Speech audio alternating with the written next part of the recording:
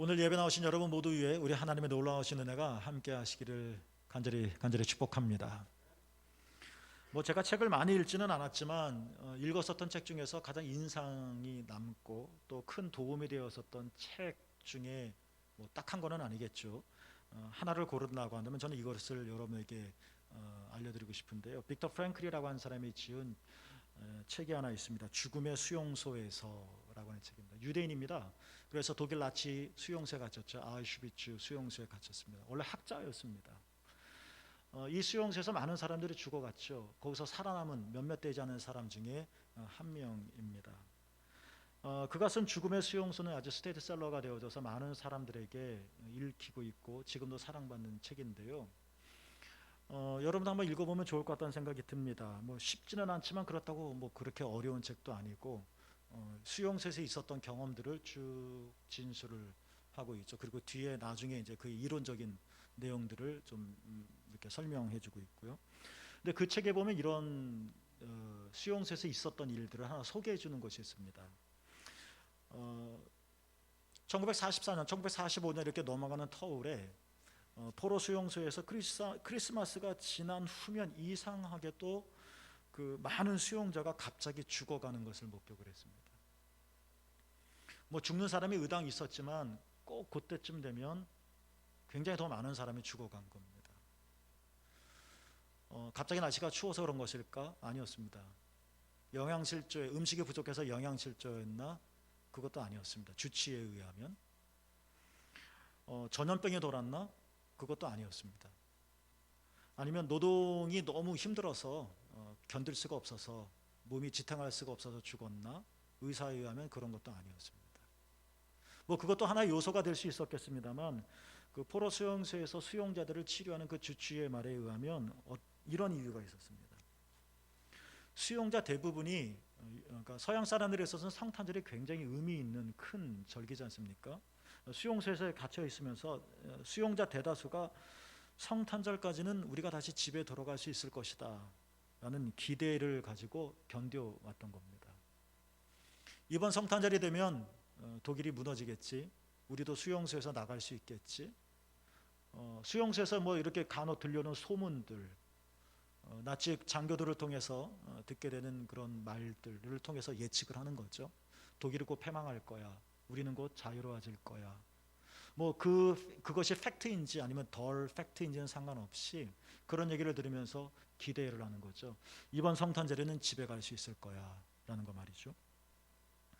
그런데 이런 기대를 가지고 이 어려운 수용소 생활을 견뎌왔는데 성탄절이 점점 다가오는 겁니다. 그런데 독일이 패망할 기미는 보이지 않습니다. 자신들이 해방하게 될 거다라는 소식도 들려오지 않습니다. 성탄절은 점점 다가옵니다. 놀라운 일이 일어났습니다. 그러자 수용자들이 시리에 빠지기 시작했습니다. 그리고 시리에 빠지자 저항력이 약해졌고, 그래서 주치에 의하면 시들시들 이렇게 앓다가 죽어갔다는 이야기입니다. 빅터 프랭클도 아우슈비츠 포로 수용소에서 함께 갇혀 있었거든요. 그래서 심리학자로서 이런 현상들을 직접 목격하는 겁니다. 그러면서 배우게 되어지죠. 이 경험들을 통해서 빅터 프랭클이 말한 것은 사람에게 있어서 가장 중요한 것은 희망이라고 하는 감정적인 요소구나라고 사실을 이제 알게 된 겁니다. 사람은 본능으로 살 수 있다. 본능도 중요하죠. 먹어야 되고 잠을 자야 되고, 안 먹으면 못 살죠. 잠을 안 자도 살 수는 없죠.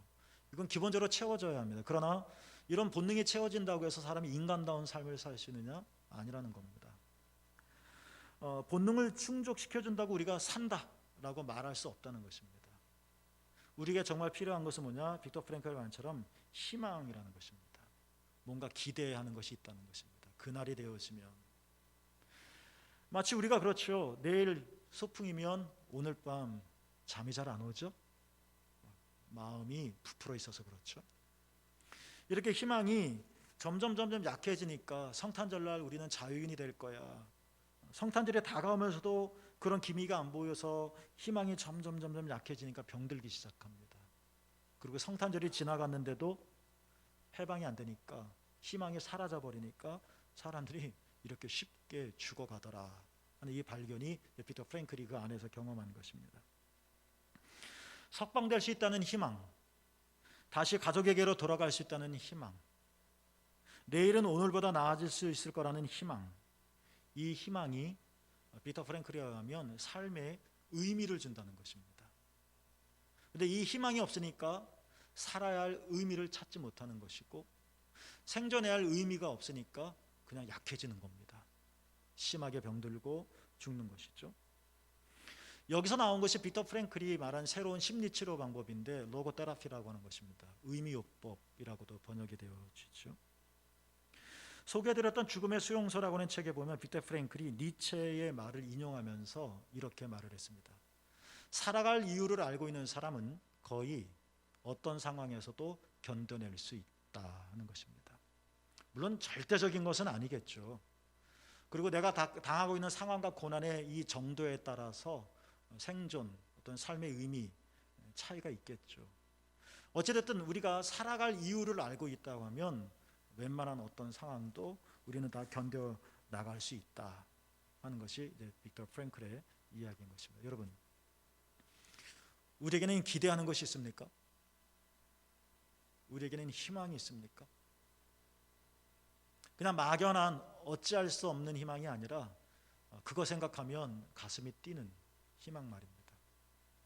그렇다고 지금 삶이 편하다 뭐 이런 것이 아닙니다. 역시 우리는 삶의 곤고함을 경험하지만 그래도 그날에 대한 어떤 기대가 있어서 내 다리를 힘있게 내디딜 수 있게 하고, 어두웠고 뿌여 보여도 뭔가를 자꾸 보려고 하는, 나를 움직이게 하는 그 희망, 그 의미 말입니다. 시편 138편은 다윗의 시입니다. 1절과 2절에 보면 다윗이 하나님께 감사합니다 고백합니다. 하나님 찬양합니다 라고 노래합니다. 그 이유가 있습니다.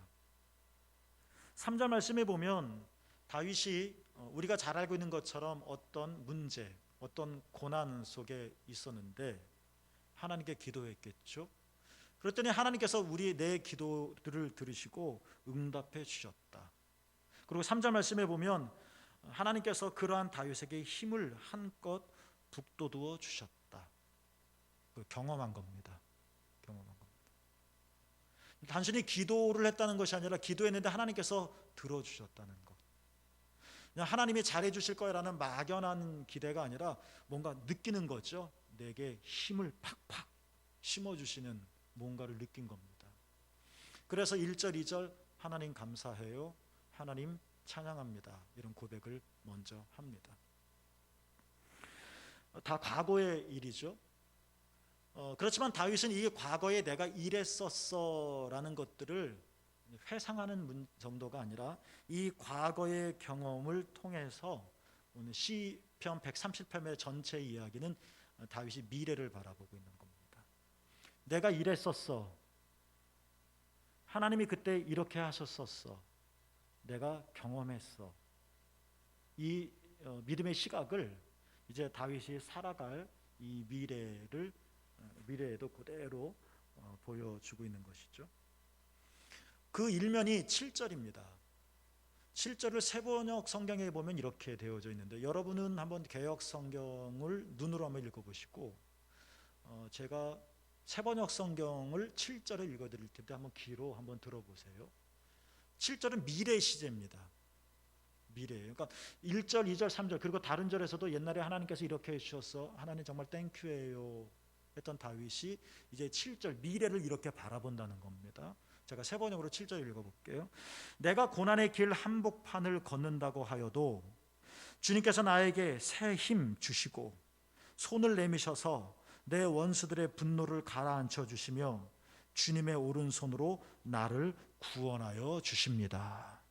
이 고백을 합니다. 그리고 오늘 우리가 함께 읽었던 8절은 138편의 결론입니다.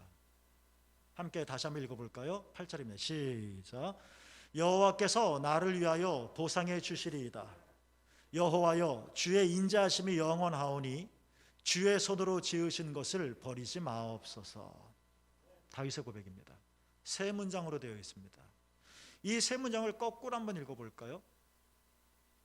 다윗의 첫 번째 고백이죠. 주의 손으로 지으신 것을 버리지 마옵소서 고백합니다. 공동번역 성경이 있습니다. 오래전에 카톨릭과 개신교가 신학자들이 모여서 개역 성경이 오래된 예전 개역 성경이 너무 어려우니까 좀 쉬운 말로 번역한 성경인데요. 거기에 보면 오늘 본문 뒷부분 주의 손으로 지으신 것을 버리지 마옵소서 이 부분을 공동번역은 이렇게 번역을 해놨죠. 하나님이 이미 시작하신 일에서 손을 떼지 말아 주십시오 라고 이렇게 번역이 되어 있습니다. 우리 지금 너무 멋져서 옷을 샀는데 유행이 지나 아니면 내 몸집이 커져 입을 수 없거나 그러면 어떻게 되나요? 버리죠. 손에서 뗍니다. 너무 예뻐서 어떤 공작물을 샀는데 깨졌거나 금이 갔거나 망가졌거나 흉해 보이면 어떡하나요? 버리죠. 손에서 뗍니다. 더 이상 가치가 없다고 여기기 때문에 그런 거죠. 그러나 공동번역 성경에 의하면 하나님은 어떻게 하신다는 것입니까? 하나님께서 이미 시작하신 일이 있다는 겁니다. 내 안에. 하나님도 흥분되고 우리도 흥분되겠죠. 그런데 수많은 세파를 지나가면서 깨집니다. 금이 갑니다. 티가 묻습니다. 먼지를 탑니다. 더러워집니다. 마치 옷이 망가지듯이 우리는 버릴 텐데 주님은 어떻게 하신다는 겁니까? 주께서 주의 손으로 지으신 것을 버리지 마옵소서. 이 말이 주께서 시작하신 일에서 주님은 손을 떼지 않으십니다. 그렇습니다. 여러분, 하나님은 우리를 하나님 형상대로 창조하셨다고 하셨습니다. 그러나 우리는 역사를 살아가면서 많이 흐릿흐릿해지죠. 우리가 처음 예수님을 믿고 경험을 했었을 때 막 기뻤습니다. 그런데 살다 보니까 이리 채이고 저리 채이죠. 불투명해졌습니다. 이거 뭐야 하면서 하나님께서 손을 떼는 분이 아니시라 주님은 손을 떼지 않으신다는 것입니다. 여러분, 그렇습니다. 하나님은 여러분에게서 절대로 손을 떼지 않으십니다. 주의 손으로 지으신 것을 버리지 마옵소서. 두 번째 문장입니다. 가운데 문장이죠. 8절. 왜 그럴까? 주의 인자하심이 영원하오니. 하나님의 사랑은 어떤 한도액이 있는 것이 아닙니다. 하나님의 사랑은 사용 기한이 있는 것이 아닙니다. 하나님의 사랑은 영원하십니다. 지구가 몇 바퀴를 돌아도, 새로운 우주를 발견한다 하더라도, 새로운 원소가 나타난다 할지라도 하나님의 사랑은 영원하십니다. 내가 작아져도, 내가 때로 때 안에 뒹굴렀어도 여러분을 향한 하나님의 인자하심은 영원하십니다. 하나님의 영원하신 인자하심을 다윗이 고백하기 때문에 하나님께서 주의 손에서 손을 떼지 않으실 것입니다. 하나님께서 나를 버리지 않으실 것입니다. 하나님은 여러분을 영원히 기억하실 것입니다. 하나님은 영원토록 여러분을 붙잡고 계실 것입니다. 다윗은 그것을 보는 겁니다. 지금도 여전히 다윗의 삶의 자리는 흔들립니다. 지금도 다윗은 실존 속에서 여전히 의심으로 가득 차 있습니다. 걱정 많습니다. 그러나 그는 이전의 경험들을 되살려서 그들의 자신의 장래를 보는 겁니다. 사단이 나를 빼내려고 하고 하나님에게서 나를 떼내려고 하고 나를 꾸깃꾸깃 만들려고 하고 내 삶이 휴지 조각이 되어서 휴지통에 내버려진 존재가 되게 사탄이 한다 할지라도 하나님은 어떻게 하신다고요? 여러분을 버리지 아니하신다. 왜냐? 하나님의 인자하심은 영원하기 때문이라는 것입니다. 8절의 첫 번째 문장, 여호와께서 나를 위하여 보상해 주시리이다. 보상이라고 하는 말로 번역이 되어져 있어서 뭔가 하나님께서 팬 서비스 하시나 이런 생각이 드는데, 아가페 출판사에서 나온 쉬운 성경이 있는데요, 거기에는 이런 말로 번역이 되어져 있습니다. 여호와는 나를 위해 주의 목적을 이루어 주실 것입니다. 우리는 그냥 내가 아니라는 겁니다. 나는 그냥 세포들로 구성된 유기물이 아니라는 겁니다. 나는 사제 멀쩡한 그냥 동물이 아니라는 것입니다. 내 안에는 뭐가 있다는 것입니까? 주의 목적이 있다는 것입니다. 여러분은 주의 목적을, 하나님의 형상을 품고 있는 자입니다. 여러분 안에는 하나님의 호흡, 하나님의 생명, 하나님의 영, 하나님의 입김이 있습니다. 여러분은 하나님의 것입니다. 이 아들이 귀한 이유는 내 피가 있기 때문에 그렇습니다. 우리가 귀한 존재인 것은 내 안에 하나님의 영이 있기 때문에 그렇습니다. 이 안에 내 생명이 있기 때문에 함부로 대하지 않는 것처럼 우리 안에 하나님의 생명이 있기 때문에, 우리 안에 주의 목적이 있기 때문에 주님이 우리를 내버리지 않으신다는 것입니다. 단순히 내버리지 않으실 뿐만 아니라 주의 목적을 완성하실 거라는 것입니다. 이 고백을 사도 바울도 했죠. 빌립보서 1장 6절에 보면, 빌립보서는 바울이 감옥에 있을 때 쓴 책입니다. 갇혔습니다. 자유롭지 못합니다. 억압이 있습니다. 힘듭니다. 어둡습니다. 배고픕니다. 고난이죠. 그런데 그 속에서 삶의 제약과 부자유가 있는 이 감옥 속에서 바울이 고백한 것, 빌립보서 1장 6절이죠. 너희 안에서 착한 일을 시작하신 이가 그리스도 예수의 날까지 이루실 줄을 우리는 확신하노라. 똑같죠? 여러분은 그냥 사람이 아닙니다. 여러분 안에 하나님께서 이미 착한 일을 시작하셨습니다. 그리고 하나님께서 그리스도 예수 안에서 그 일을 마침내 이루실 것입니다. 다윗도 똑같이 고백하는 겁니다. 여호와께서 나를 위하여 보상해 주시리라. 이것은 보상금의 문제가 아니라 내 안에 하나님의 목적이 있다는 겁니다. 부여해 주셨습니다. 하나님께서 하나님의 소원이 있으니까 하나님께서 그 목적과 소원을 하나님께서 이루어 주실 거라는 것입니다. 그래서 나를 버리지 않으실 거라는 것입니다. 젊을게 여러분, 하나님의 놀라우신 은혜와 하나님의 놀라우신 목적과 하나님의 뜨거운 이 소원이 여러분 안에 있습니다. 수많은 세파가 우리를 흔들고, 수많은 유혹이 우리를 미혹하고, 수많은 어려움들이 우리의 발목을 꺾지만 하나님은 그 일들을 마침내 이루실 것입니다. 하나님의 인자하심은 영원하십니다. 그 하나님을 바라보자는 것입니다. 하나님의 인자하심이 있다고 해서 내가 편하게 산다는 것은 아닙니다. 고난은 모든 사람들이 겪습니다. 예상치 못한 일들은 누구에게나 닥칩니다. 누구든지 아픕니다. 그리고 누구나 실패를 쓴맛을 경험합니다. 결국은 누구나 다 죽습니다. 그리고 죽음 앞에서 우리는 슬퍼합니다. 이것이 우리의 인생이지만, 그러나 내 목숨이 끊어진다 하더라도, 내 팔다리가 저린다 할지라도, 내가 나이가 먹고 내가 실패의 경험을 한다 할지라도, 사람들은 나를 버린다 할지라도 하나님은 여러분을 버리지 않으신다는 것입니다. 여러분 안에 하나님의 목적을 하나님께서 후 하고 불어넣어 주셨고, 우리의 인생은 그냥 내가 나이 먹고 사는 것이 아니라 나를 통한 하나님의 뜻이 성취되어지는 역사죠. 주께서 그 손을 떼지 않으실 것이고 주께서 그 목적을 이루실 것입니다. 여호와의 인자하심은 영원하십니다. 우리도 그걸 바라보자는 겁니다. 바라보자는 겁니다. 우리는 부모를 존경합니다. 그러나 부모가 나를 지킬 수는 없습니다. 우리는 우리 자식들을 보며 흐뭇합니다. 그러나 그 흐뭇함은 영원하지 않습니다. 우리는 돈을 가지고 있습니다. 그래야지 살겠죠. 그러나 돈이 나를 지킬 수 있는 것은 아닙니다. 다 필요한 것들입니다. 그러나 영원하지는 않습니다. 때로는 그것들이 부모도 나에게, 자식도 나에게, 돈도 나에게, 건강도 나에게 실망으로 건네주기도 합니다. 그러나 주님의 인자하심은 영원합니다. 그 주님을, 다윗이 보았던 그 주님을 우리도 볼 수 있게 되기를 주님의 이름으로 축복합니다. 참 힘든 시대입니다. 당연히 코로나로 우리는 힘듭니다.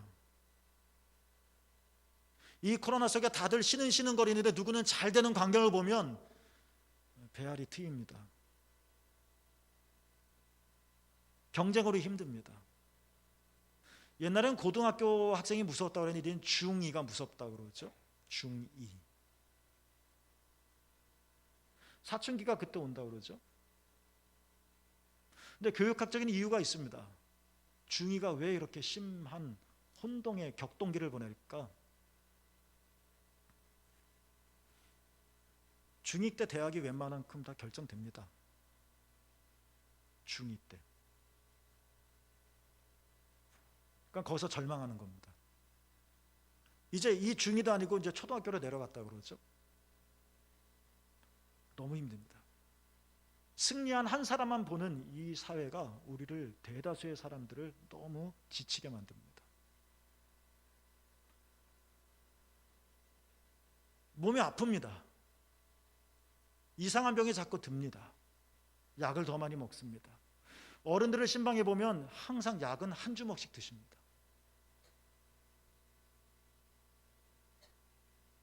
나이 먹는 것도 서러운데 건강하면 좋겠지만 그렇지 못합니다.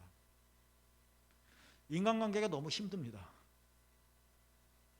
스트레스 엄청 받습니다. 미래가 불안합니다. 50대 자살률이 높다고 합니다. 부담과 걱정이 많기 때문이죠. 은퇴한 날은 다가오는데 노후 준비는 안 됐고 아직 자녀 결혼도 못 시켰고 가슴이 팍팍 내려앉는 겁니다. 청년들은 말할 것도 없습니다. 그들에게 미래는 없으니까. 꿈은 다 꿉니다. 근데 그 꿈이 말 그대로 꿈입니다. 그냥 꿈이에요. 꿈. 2020년에 작년이죠. 우리나라에서 하루 평균 38명이 스스로 목숨을 끊었다고 합니다. 하루에 38명. 자살이 옳으냐 틀리느냐 그 윤리적인 문제를 떠나서 자살로 몰고 간 이 사회가 그만큼 힘들다는 거겠죠. 이게 지금 우리가 살아가고 있는 사회의 모습입니다. 우리나라는 진짜 심각합니다. 살아가는데 뭐가 제일 필요할까요? 서양 사람들이 1위는 가족이었습니다. 서양 사람들의 2위는 건강이었습니다. 살아가는데 뭐가 제일 중요할까요? 우리나라의 1위는 뭘까요? 돈입니다. 우리 사회의 단상입니다. 우리가 지금 이런 삶의 한복판에 살고 있다는 겁니다. 부인할 수 없는 현실입니다. 그래서 더 아픕니다.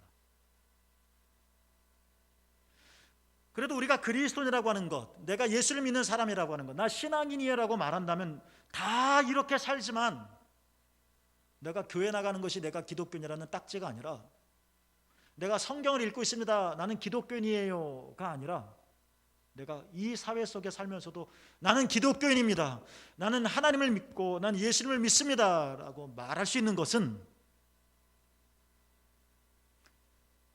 다윗의 고백처럼 우리도 똑같이 학교를 다니며 대학에 들어가고 취업을 하고 결혼을 하고 아기를 낳고 아프고 병들고 다른 사람과 똑같은 삶을 살아가지만 거기서 신음하고 그 속에서 아파하고 눈물도 흘리지만 내가 기독교인이라고 한다면 차이점은 그렇습니다. 그래도 하나님은 주의 손으로 지으신 것을 결코 버리지 않습니다. 이걸 말할 수 있어야 되지 않을까요? 이것을 우리가 정말 신뢰할 수 있어야 되지 않을까요? 간당간당 밧줄 하나 붙잡고 사는 것 같은 순간이지만 하나님이 나를 붙들고 계십니다. 하나님의 인자하심은 영원합니다. 이것을 보는 게 신앙이지 않을까요? 그렇기 때문에 하나님은 우리를 위해 주의 목적을 반드시 이루실 것입니다. 많은 사람들이 성탄절이잖아 시름시름 앓다가 죽음을 향해 치닫을 때 우리는 그래도 주의 목적은 이루어질 것입니다. 하나님이 나를 붙들고 계십니다. 여러분 많이 힘드시죠? 어떡하겠습니까? 여러분, 그래도 우리 주님이 계시지 않습니까? 그 주님을 희망합시다. 그 주님에게서 희망을 찾지 못한다면, 만약에 세상 어디에서 절대자라고 하는 신이라고 하는 이 주님에게서도 우리가 희망을 얻지 못한다면 어디서 희망을 얻겠습니까? 어디서 희망을 구할 수 있겠습니까? 아닙니다, 여러분. 주님이 여러분의 희망입니다. 주의 인자하시면 영원하십니다. 주님은 우리에게서 손을 떼지 않으십니다. 주님은 우리 안에 이루신 주의 목적을 이루실 것입니다. 때로는 비껴가고, 때로는 휘청거리고, 때로는 목 놓아 울고, 때로는 억울하고, 때로는 아프고, 괜찮습니다. 그래도 주님을 바라봅시다. 옥에 갇힌 이런 상황 같은 속에서도 주님이 내 손을 붙들고 계심을 신뢰하시면서 앞으로 나가신 여러분 모두가 되기를 주님의 이름으로 축복합니다. 조니 에릭슨 타다라고 하는 이름을 가진 여인이 있습니다. 미국 다이빙 선수였습니다. 그런데 이 여인이 1967년에 고작 17살 때 다이빙을 하다가 목이 부러집니다. 유망한 자였는데 다이빙을 못하는 것은 고사하고 어깨 아래로 전신마비입니다. 움직이지를 못했습니다.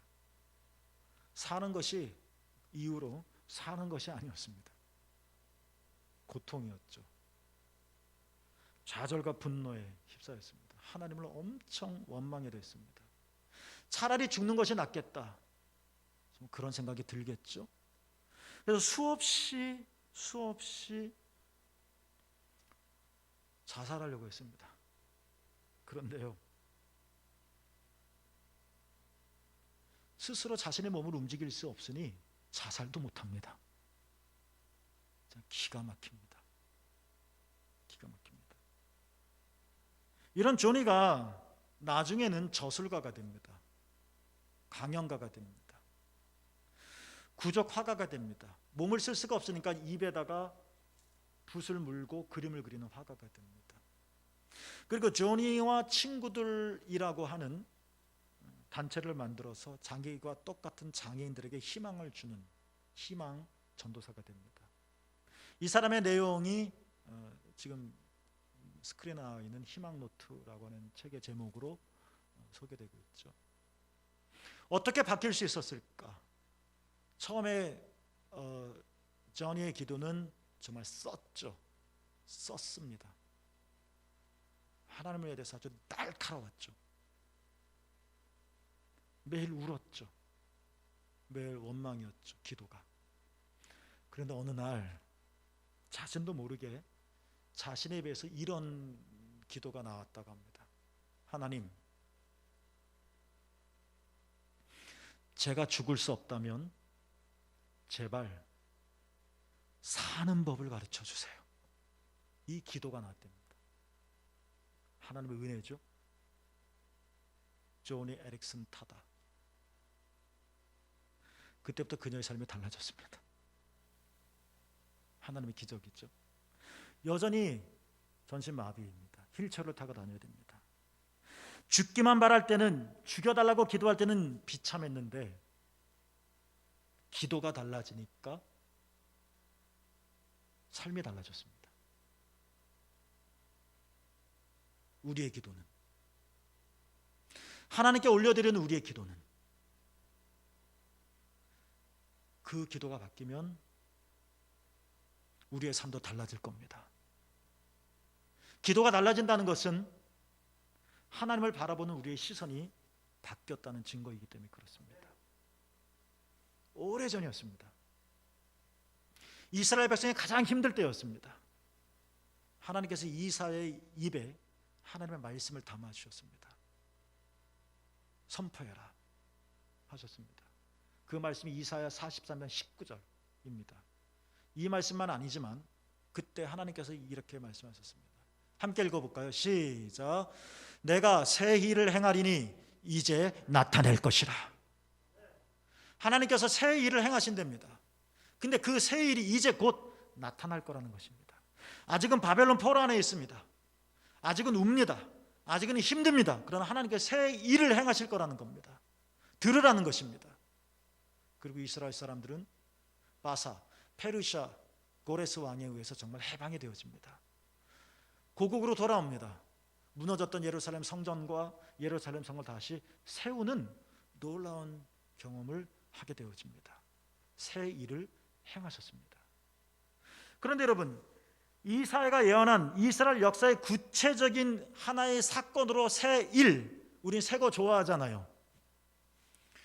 녹슨 거 다 버려주시고 반짝반짝 빛나는 것들로 내 인생을 채워주시고, 헌 지폐 다 주님 가져다 주시고 빳빳한 지폐로 내 주머니 채워주시고, 구닥다리 된 내 이성이 아주 스마트한 사람으로 바꿔지게 되고, 저는 우리가, 뒤뚱거리는 우리가 건강해져서 뛰는 자가 되어지고 새 것이 되어지고, 우리의 희망이고 우리가 기대하는 것이지 않습니까? 이 새 일, 이사야가 선포했던 이 오래전의 새 일, 신약에서는 이 새 일이 예수 그리스도를 통해서 완성되어집니다. 그래서 역사의 마지막 순간에 예수님께서 이 땅에 오시면서도 성취되었고, 이제 예수님께서 다시 재림하실 때 완성되어질 모습에 대해서 사도 요한이 환상을 봅니다. 주의 음성을 듣습니다. 요한계시록 21장 4절입니다. 모든 눈물을 그 눈에서 닦아주시니 다시는 사망이 없고 애통하는 것이나 곡하는 것이나 아픈 것이 다시 있지 아니하리니. 함께 읽겠습니다. 시작. 처음 것들이 다 지나갔음이로라. 처음 것들이란 눈물입니다.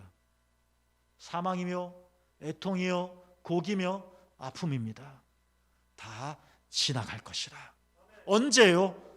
예수님께서 이 땅에 처음 오셨을 때, 2000년에 오셨을 때 시작하셨고, 예수님께서 다시 이 땅에 재림하실 때 완성하실 거라는 것입니다. 사람마다 문제가 다 있고 다를 겁니다. 그러나 하나의 공통점은, 하나님은 예수 그리스도를 통해 날마다 여러분에게 구원의 새로운 일을 행하실 거라는 것입니다. 이 세상은 완전한 천국이 아닙니다. 그래서 그리스도인들도 악과 고난에 신음합니다.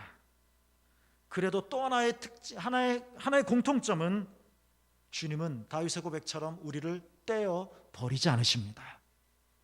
주님의 인자하심은 영원하십니다. 주님은 우리를 향한 주의 목적을 오늘도 성취해 나가십니다. 나는 밥 먹고 사는 것이 아니라, 나는 나이 먹어 사는 것이 아니라, 주님이 나로 살게 하십니다. 우린 생물학적으로 시간을 사는 것이 아니라, 주님께서 나를 통하여 주의 역사를 이루어 나가시는 시간을 사는 것입니다. 오늘도 주님은 여러분을 통하여 주의 목적을 성취해 가실 것입니다. 우리는 아직 감옥 속에, 은유적인 표현으로 우리는 아직도 감옥에 있습니다. 우리는 아직도 다윗의 광야에 있습니다. 그러나 저나 그날에 처음 것들은 다 지나갈 겁니다. 하루 지나갔으면 처음 것은 그만큼 또 지나간 겁니다. 주의 새 일인 더 가까워지고 성취되는 것입니다. 이 일이, 이 신앙이 우리를 가슴 벅차게 만들었으면 좋겠습니다. 아브라함이 주의 약속을 받고 가나안에 왔습니다. 그러나 녹록지가 않았습니다. 우여곡절이 많았습니다. 그게 끝인가요? 마침내 하나님은 아브라함을 약속하신 대로 복의 근원이 되게 하셨습니다. 야곱은 태어날 때부터 어머니의 뱃속에서 예언을 들었던 자입니다. 그러나 막상 태어보니까 형이 있습니다. 아버지도 형을 좋아합니다. 집에서 차별 많이 받았습니다. 속였습니다. 쫓겨났습니다. 하란으로 도망갔습니다. 외삼촌이 있었습니다. 야곱을 속였고 야곱에게서 빼앗아갔습니다. 그게 다였을까요? 마침내 하나님은 야곱을 그가 어머니 뱃속에 있을 때 하셨던 그 예언의 말씀 그대로 12지파의 아버지가 되게 하셨습니다. 요셉은 놀라운 꿈을 2번 꾸었습니다. 그 꿈이 바로 이루어졌던가요? 물 없는 웅덩이에 빠졌습니다. 애굽의 종으로 팔려갔습니다. 누명을 썼습니다. 감옥에 갇혔습니다. 2년 동안. 그게 끝이었을까요? 하나님은 마침내 애굽의 총리가 되게 하셔서 요셉을 향해 주신 하나님의 목적을 성취하셨습니다. 우리는 그 중간을 살고 있는 겁니다. 중간에 살고 있기 때문에 여전히 바람이 불지만 여전히 주님은 일하고 계십니다. 여러분 한 명 한 명을 향한 주의 목적은 성취되어질 것입니다. 여러분 보시기에 초가 있습니다. 이 초는 멋있게 보려고 한 게 아닙니다. 누가복음에 있는 말씀처럼 초대교회는 초, 빛, 예수님을 상징하는 것이 되었습니다. 초월에 계신 하나님을 우리가 어떻게 알 수 있을까? 언어로는 불가능합니다. 초월에 계신 하나님을 알려면 초월의 언어가 필요합니다. 그게 상징입니다. 그림이기도 하고 음악이 되기도 하고 춤이 되기도 하고. 그래서 교회마다 초대교회 때부터 초를 밝힙니다. 어둡습니다. 그러나 초의 불을 밝히면 환해집니다. 초는 탑니다. 점점 없어집니다. 예수 그리스도께서 죽으셨지만 빛을 비추셨습니다. 초는 예수님을 상징합니다. 어둠의 시대 때 메시아를 기다렸습니다. 주님이 오심을 기다립니다. 주님의 오심, 강림입니다. 주님의 강림을, 오심을 기다린다라고 해서 대림절이라고도 합니다. 기다릴 대자 써서, 또는 대강절이라고도 말을 합니다. 그러니까 지금 절절거리는 이 삶 속에 우리의 유일한 희망이 되시는 예수 그리스도를 기다리는 날입니다. 사주가 주마다 초를 하나씩 더 켭니다. 주님이 오시는 성탄절이 가까워질수록 초가 더 많이 켜지니까 더 환해집니다. 하나의 상징의 언어입니다. 우리는 이 초를 눈으로 보지만 이 초의 빛이 여러분의 심령에도 밝혀지기를 축복합니다. 내 무뎌진 가슴, 내 좁아진 가슴, 하나님의 빛이 하루 지나 더 켜지고 메시아의 빛이 하루 지나 더 밝혀지고 예수 그리스도의 초가 하루 지나 더 켜지고 내 삶에 캄캄하고 대책 없는 이 어둠들이 물러가서 저 길 끝에 주의 목적을 완성시키실 인자심이 영원하신 이 예수 그리스도를 환히 볼 수 있게 되기를 소망합니다. 그때까지 걸어갑시다. 그때까지 품읍시다. 하늘의 소망을. 주님은 여러분을 절대로 떼어놓지 않으실 것입니다. 뚜벅뚜벅 오늘도 믿음으로 걸어가셔서 그 나라에 이르신 여러분 모두가 되기를 예수님의 이름으로 축복합니다. 기도합니다. 하나님 아버지, 주의 손으로 지으신 것을 버리지 마옵소서. 주의 인자하심은 영원하십니다. 오히려 주의 목적을 이루어 주시옵소서. 예수님의 이름으로 간절히 축복하며 기도합니다. 아멘.